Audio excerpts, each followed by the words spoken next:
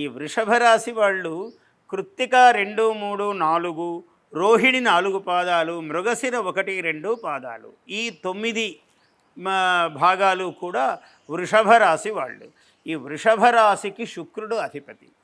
ఈ రాశి కూడా చాలా బాగుంది ఈ సంవత్సరం, రెండవ రాశి.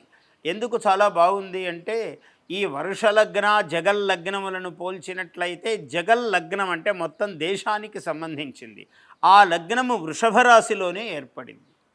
అందువల్ల ఈ వృషభ రాశి వారికి కూడా చాలా బాగున్నది అని చెప్పవలసిన రాసులలో కళ, సాంస్కృతిక, తర్వాత సినిమా రంగము, మీ ఇలాంటి ఈ టీవీ ఇట్లాంటి రంగాలలో ఉన్నటువంటి ఈ వృషభ రాశి వారందరికీ చాలా బాగా కలిసి వస్తుంది. కవిత్వము, కళలు ఈ రాసులన్నింటికీ కూడా.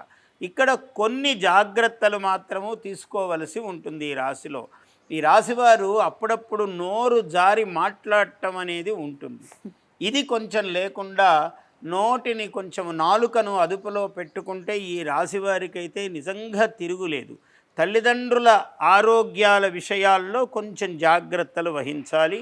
ఈ రాశివారికి కూడా గృహయోగము, ధనయోగము, స్థలయోగము, ఏదైనా ప్లాట్స్ అవి కొనడము, లేదా ఆ వ్యాపారాల్లో ఉన్న వాళ్లకు కలిసి రావటము, ఇలాంటివన్నీ ఉన్నటువంటి రాసే తల్లి. ఇది కూడా చాలా బాగానే ఉన్నది ఈ రాశి.